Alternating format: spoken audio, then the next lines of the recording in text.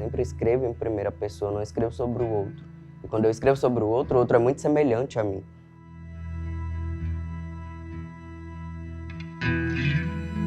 Porque eu preciso ver referência, eu preciso ser referência, eu preciso tornar essa referência falada, sabe? Naturalizada. Eu acho que esse é meu objetivo principal dentro da literatura.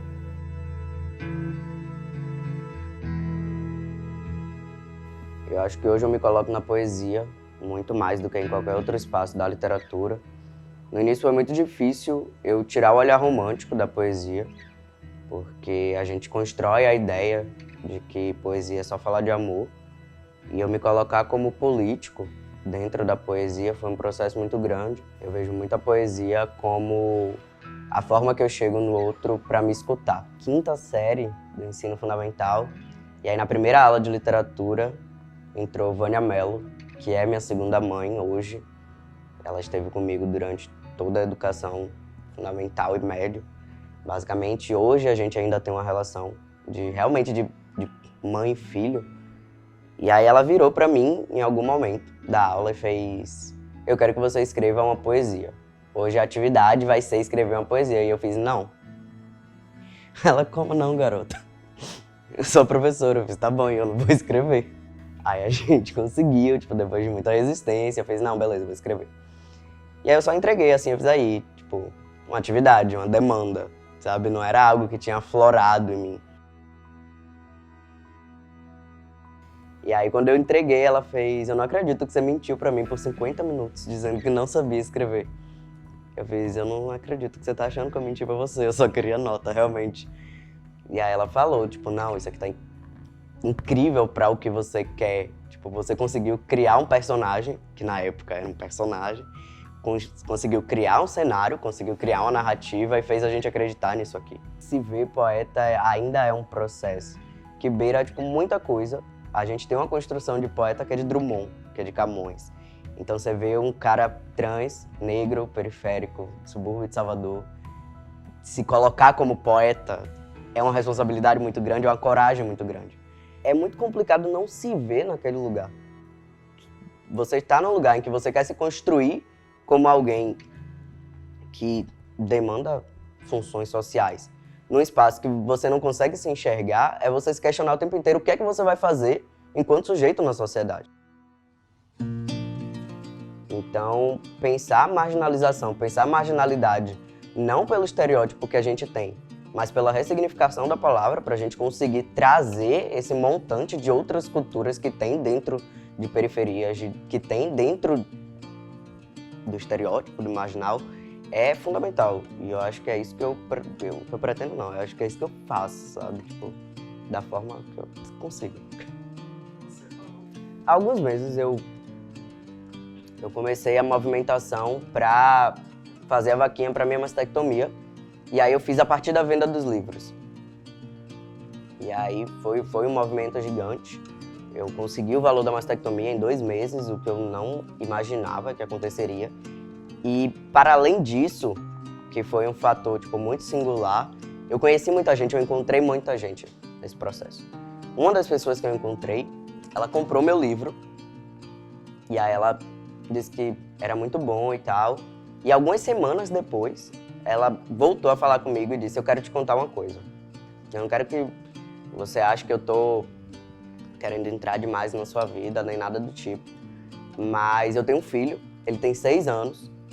E depois que ela tem uma relação muito íntima com o filho, e depois que eu li seu livro, ele me disse que ele também era um menino. É isso que eu faço na poesia.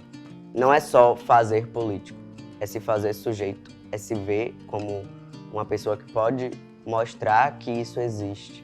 Porque quando eu era criança, ninguém me mostrou que isso existia. Quando eu era adolescente, ninguém me mostrou que isso existia. Um verso, inclusive, de um poema meu, que fala que ser invisível não é não ser visto, é não se ver. Se a gente não se vê, a gente não consegue se colocar no mundo, a gente não sabe o que é que a gente está fazendo. Eu não posso me separar do que eu escrevo. Porque se eu me separar do que eu escrevo, vira um personagem. E o que eu quero não é ser um personagem, eu quero mostrar que isso existe. Foi frustrante eu viver tantos anos acreditando que Esteban era só um personagem. que eu podia entrar na minha caixinha em algum momento, e aí eu era um menino, e aí eu era um cara, e tava ótimo, eu podia amar como um cara, eu podia ser um filho, eu podia ser um primo, eu podia ser um irmão. E aí, quando eu saía do quarto, isso não existia. É frustrante você crescer assim. E às vezes colocam a responsabilidade de, por você ser um corpo resistência, você não pode se sentir humano, você não pode, sabe, querer parar em algum momento. Tiram da gente o direito de querer parar. Porque primeiro eu me coloquei como uma pessoa, uma mulher lésbica, depois eu me coloquei como uma mulher bissexual, aí depois eu me coloquei como um homem trans hétero, depois eu me coloquei como um homem trans bissexual, então eu tô só fazendo AU no LGBT, mas eu acho que hoje eu sei o lugar que eu tô, sabe? E nada paga isso, tipo, eu tô bem, eu tô feliz no lugar que eu tô. Antes de se entender trans, você sai de um lugar e se vê homem com o conceito de masculinidade que a gente tem, com o histórico de masculinidade que a gente tem, eu não queria assumir esse lugar. Eu não queria fazer parte disso, eu não queria que me relacionassem com isso. Então, tem sido um processo de construção de masculinidade desde 2017. De eu entender como é que eu posso ressignificar esse ser homem. Eu não preciso apagar a ideia de que eu sou homem, eu posso tentar mostrar que existem outras nuances, outras significações, outras realidades, outras experiências de construção do masculino. Eu acho que quando a gente se coloca como uma pessoa que tem uma atuação política dentro de um movimento, como o movimento LGBT e a força que ele tem, as pessoas cobram da gente. Eu sou cobrado constantemente. Eu sou questionado constantemente sobre o que acontece. Eu sou parado mesmo, falar, você não vai se manifestar sobre isso, e às vezes, sabe, é o que eu disse, às vezes a gente cansa, às vezes a gente precisa entender que o nosso limite chegou, a gente também sente, a gente também é impactado pelo que acontece, porque querendo ou não, são corpos como os nossos. Estavam me cobrando por muito tempo, porque estava todo mundo falando sobre o caso de Roberto, que realmente foi uma atrocidade, foi muito violento. E eu simplesmente quebrei quando eu vi, eu não conseguia falar nada, eu não conseguia expressar, eu não conseguia fazer uma nota de repúdio, eu não conseguia, eu tava me sentindo completamente impotente naquele momento. Eu falei, cara, não dá, não vão ter Esteban aqui nesse momento, eu preciso sentar, eu preciso respirar, eu preciso não achar que isso vai acontecer comigo a qualquer momento. No poema não tem vírgula, no poema não tem ponto, no poema não tem. O poema só tem repetição, porque eu passei a semana repetindo tudo que tinha acontecido para tentar entender o que tinha acontecido e aí eu acompanhar. Se hoje Esteban tem coragem de falar quem ele é porque ele se mostrou para mim antes, através da poesia. Sabe? Eu assumi minha transição de gênero, eu assumi minha transgeneridade com a poesia para meus melhores amigos. Porque eu não sabia como falar. Eu não, sabe? Eu pensava, não tenho como chegar e botar sou trans. Eu acho que eu me construí como pessoa sendo alguém que mora no subúrbio de Salvador. Sabe? Acho que para além de Salvador, Salvador é algo racial que interfere muito na minha vida, e por pensar ancestralidade, por pensar história. Mas como poeta, eu acho que o subúrbio em si, a leitura que eu tenho de vida, a leitura que eu tenho de outras pessoas, a leitura que eu tenho de mundo é atravessada pelo que eu consegui criar de mim aqui, sabe? Eu aprendi a ver o outro aqui, eu aprendi a ser educado aqui, eu aprendi a ter amigos aqui, eu aprendi a me relacionar afetivamente ou não aqui.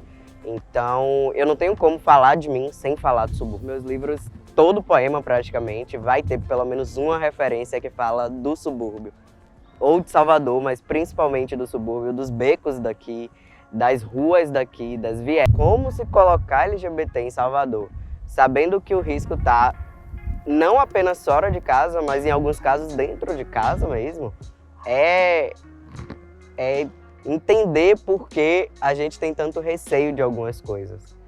Mas, ao mesmo tempo, quando você conhece um outro cenário, uma outra vida, uma outra realidade de Salvador, que eu tenho certeza que não é mostrada propositalmente, por uma questão social mesmo, de não mostrarem a gente.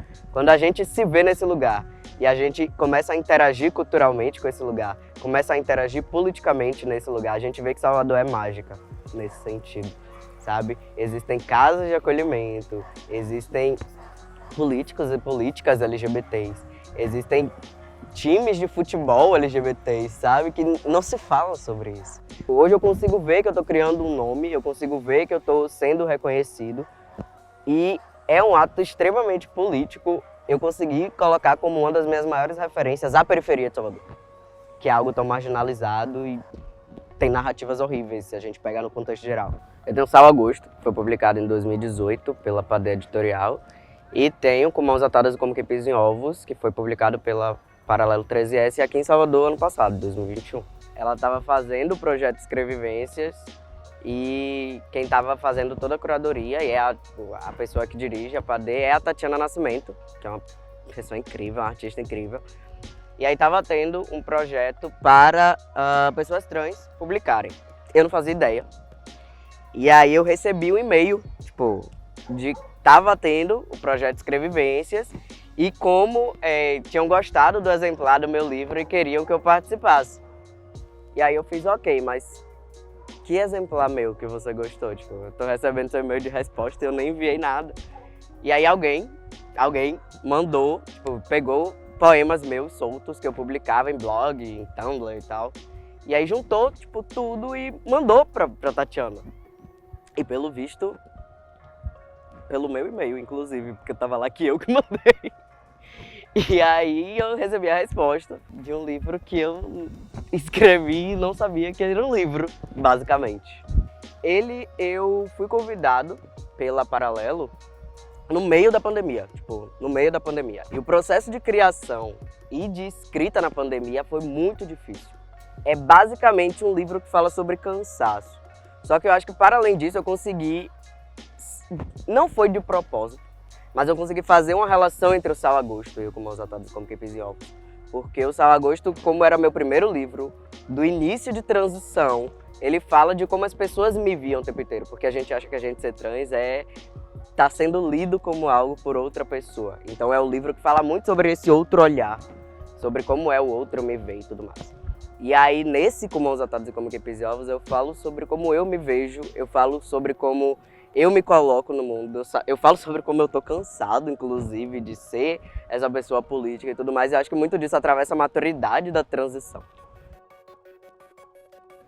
Me pego pensando calado, nervoso, suando por poros escondidos, com a cabeça inclinada. O mundo tem tombado para a direita, e isso é desesperador. Ainda que saibam meu nome, há um medo que brilha num ponto específico no noroeste do meu peito, que me impede de andar nas ruas em paz. Há uma agonia que lateja atrás da goela, sempre que lembro das vezes onde me gritaram ela, dela, aquela, de propósito, de sacanagem. E quem poderia falar por mim, depois disso, de lugar de fala, mesmo sabendo que eu sempre fico em silêncio quando apanho? Quem poderia imaginar que o corpo de luta, que declara amor às cicatrizes, não tem mais espaço para ser marcado? Quem poderia me lembrar de levantar a cabeça? Só há alívio quando a Ave Maria invade a minha casa. É noite e nada me matou sem motivo.